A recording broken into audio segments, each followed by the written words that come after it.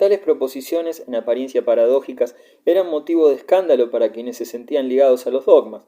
Solo eso faltaba, que un predicador dijera semejantes cosas a los profanos.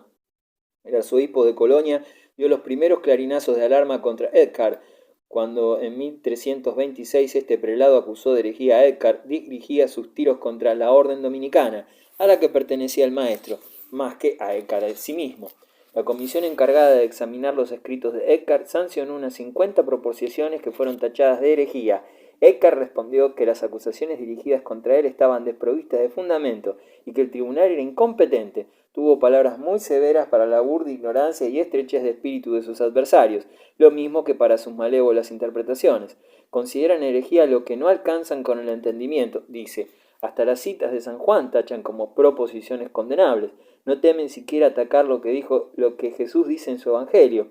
El acusado terminó apelando al Papa o a la Universidad de París para que mediasen como árbitros. Entretanto, Eckhart murió de modo inesperado. Ello permitió a sus jueces conservar en su poder su memoria justificativa hasta el momento de someter su expediente al Papa. La consecuencia fue que la bula pontificia condenó una serie de proposiciones que el propio Eckhart había declarado no haber aprobado ni predicado jamás. Suso y Tauler. Eckhart tuvo como discípulos a dos predicadores distinguidos, los dominicos alemanes Suso y Tauler. Enrique Suso, hijo de un caballero suavo, escribió hacia el año 1330 una de las obras de edificación que contó con mayor número de lectores, Obrita sobre la sabiduría eterna. El libro fue transcrito con tanto celo que aún hoy se hallan ejemplares en la mayoría de las colecciones alemanas de manuscritos. Heredó de su madre una exquisita sensibilidad y gran inclinación a la vida interior. Se cuenta de ella que no podía oír misa sin derramar lágrimas y que su intensa aspiración hacia Dios la había hecho enfermar hasta morir un Viernes Santo, mientras meditaba los dolores de la Virgen al pie de la cruz. Su hijo vivía también la religión intensamente.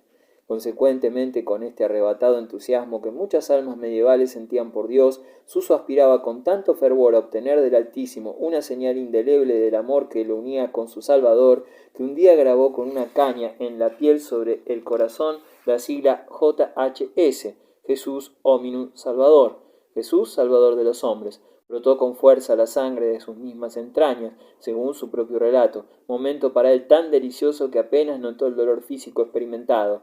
Después se arrojó al pie de la cruz y rogó fervientemente: «Oh Señor, mi único amor, te suplico que grabes tu santo nombre tan profundo en mi corazón que jamás pueda borrarse».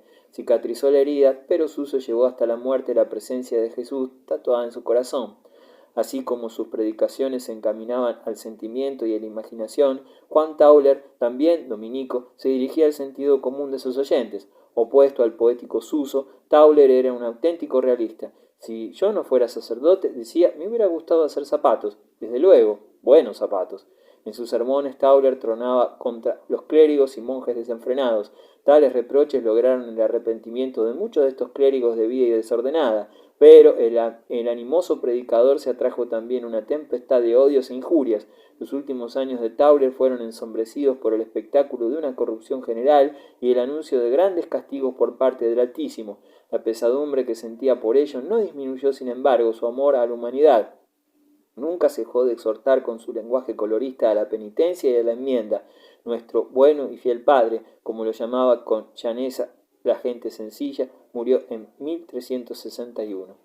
Dejó a quienes lo conocieron el recuerdo de un testimonio viril y sincero de la verdad en época de sutilezas dialécticas, de excesiva fe en la autoridad y de devoción sentimental. Todo ello a la par con una grosera sensualidad y desenfrenado anhelo de placeres. Las predicaciones de Tauler tuvieron un fervoroso partidario en Martín Lutero. Después de la Biblia y Agustín, nadie me ha enseñado tanto como Tauler. Desde los apóstoles es difícil hallar otro semejante como maestro en el arte de enseñar. Juan Tauler y su ejemplo han ejercido influjo inmenso en los predicadores de todos los tiempos y países. Sus sermones no son maravillas de retórica, sino sencillos y sin pretensiones, como era él mismo. Tauler tenía un don especial en atraer la atención de sus oyentes por sus comparaciones sacadas de la vida cotidiana, la agricultura y la caza, de la vida de las plantas y de los animales. Las numerosas copias de sus sermones verificadas en la Edad Media muestran la estima de que gozaba entre los predicadores de su tiempo. Existen también muchas ediciones impresas. Decadencia del poder pontificio. Bonifacio VIII y Felipe IV el Hermoso. La titánica lucha entre el Papa y el emperador había terminado con la caída de los Hohenstaufen.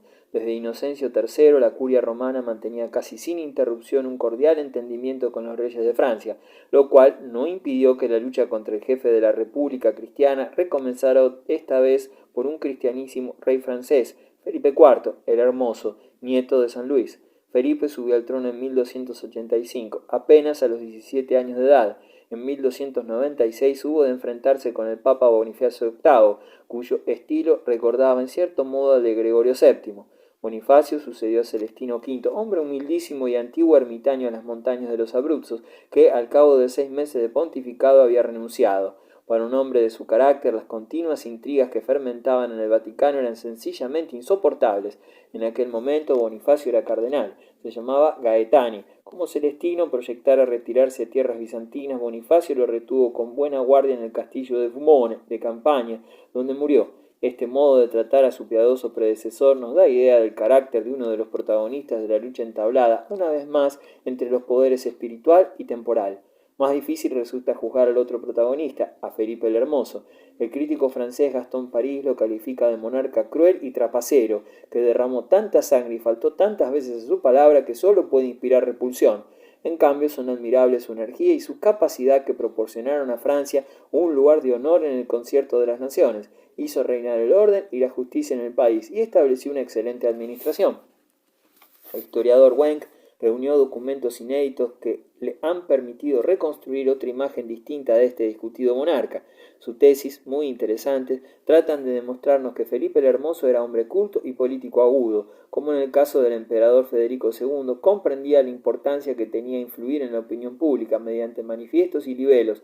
Al estudiar muchas de sus medidas políticas, Wenck observa que Felipe no temía desarrollar una política personalísima, no se dejaba dominar por los consejeros influyentes de su padre y de su abuelo, y que en los asuntos del reino no contaba para nada el ascendiente de su esposa.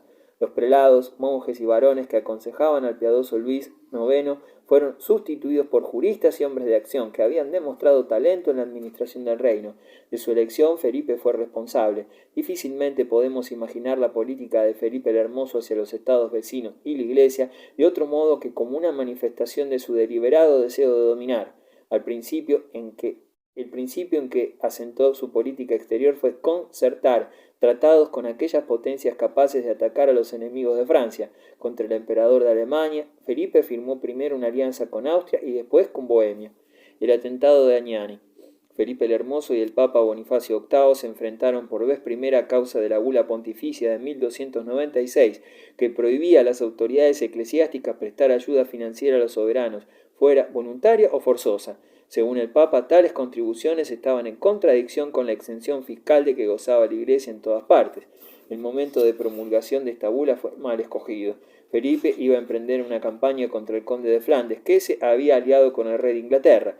Los franceses protestaron contra el decreto pontificio. ¿Es razonable que el Papa prohíba a las autoridades eclesiásticas que ayuden al rey a defender su reino, mientras que ellos no se privan de nada y despilfarran grandes sumas en ricos vestidos, fiestas y otros placeres?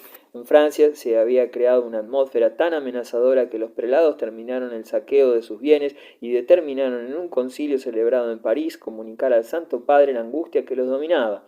Bonifacio, que por el momento tenía bastantes preocupaciones con sus enemigos de Italia, permitió a los prelados franceses ayudar con sus bienes al rey. Las buenas relaciones entre el Papa y el monarca se restablecieron, pero cuando años después se atrevió Felipe a llevar un obispo, Bernardo Ceset, ante los tribunales, Bonifacio le remitió la bula Ausculta Fili, citando al rey a comparecer en persona o por un enviado suyo y justificarse ante la asamblea eclesiástica romana. Felipe hizo falsificar la bula por sus juristas y convocó a los estados generales, es decir, a representantes de la nobleza, la clerecía y la burguesía de las ciudades. 1302. Felipe no había apelado en vano a su pueblo. Mal informados, la nobleza y el tercer estado se declararon dispuestos a luchar por la independencia del poder real e incluso gran parte de la clerecía francesa apoyó al soberano. El mismo año convocó el Papa en Roma la asamblea con que había amenazado al rey. Tomadas las decisiones, promulgó la bula Unam Sanctam, según la cual la iglesia reinante solo tiene una cabeza y no es un monstruo bicéfalo. Su jefe en la tierra es solo el vicario de Cristo y sucesor de San Pedro, quien dispone de 2 espadas, la espiritual y la temporal. Los príncipes terrenales pueden servirse de la espada temporal, pero solo de acuerdo con la voluntad del Papa. Si el poder temporal abusa de la espada o vulnera en cualquier forma la ley sagrada, puede el poder espiritual juzgar y castigar.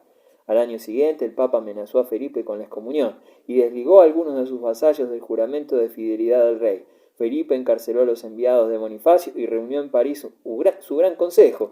El principal consejero del rey y luego su guardasellos, Guillermo de Nogaret, tomó la palabra y profirió las peores acusaciones contra el usurpador de la silla de San Pedro, el embustero y odioso individuo que se hace llamar Bonifacio. En la siguiente reunión habló el rey Felipe.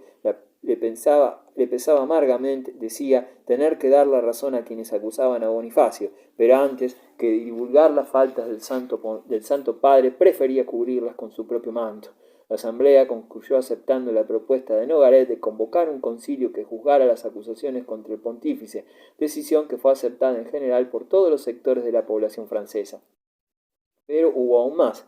Felipe aprovechó la enemistad reinante en ciertos ambientes italianos contra el Papa y envió a Italia al despiadado Nogaret con la misión de apoderarse del pontífice. Para ello, Nogaret se puso en relación con el peor enemigo del Papa entre la nobleza romana, Sciarra Colonna, famoso jefe de bandidos, y al frente de una tropa de mercenarios, una noche de septiembre de 1303, atacaron a Bonifacio en la pequeña ciudad de Agnani, en la campiña romana, donde se hallaba retirado. El septuagenario Papa arriesgó su vida sin vacilar. Abandonado de todos, esperaba en su aposento que sus enemigos acudieran a matarlo. Le exigieron que abdicase y se entregara sin condiciones, a lo que respondió el anciano: «Aquí tenéis mi cuello y mi cabeza». Se dice que Colonna levantó su espada para asestarle el golpe de gracia, pero que Nogaret se interpuso, porque su propósito era llevarlo vivo a Francia. El Papa fue puesto bajo custodia hasta que Nogaret y Colonna acordaron la situación futura del ilustre detenido. Mientras ambos disputaban sin llegar a un acuerdo, la población de Agnani se sublevó en masa a los gritos de «¡Viva el Papa!». Colonna trató de atacar al pueblo amotinado, pero experimentó tales pérdidas en hombres que tanto él como Nogaret tuvieron que salvarse huyendo. El pontífice había sido libertado. Bonifacio pidió ayuda a Roma y días después llegó una columna de 400 caballeros que acompañó al Papa hasta la ciudad eterna, pero las emociones habían quebrantado de tal modo al anciano que murió al cabo de un mes. El proceso de los templarios. Felipe el Hermoso triunfó, pero no definitivamente, pues Nogaret no pudo llevar al Papa consigo a Francia. En 1305 Felipe IV dio el paso definitivo para la realización de su ideal soñado, someter el solio pontificio al rey de Francia. Consiguió que eligieran papa a un arzobispo francés que tomó el nombre de Clemente V. El ánimo de este pobre hombre estaba de continuo ocupado en sus dolencias corporales. Se rodeó de todo un colegio de médicos, a quienes colmaba de generosidades, llegando incluso a nombrar obispo a uno de ellos, por estimar que un hombre tan cuidadoso de los cuerpos no dejaría de ser útil para las almas.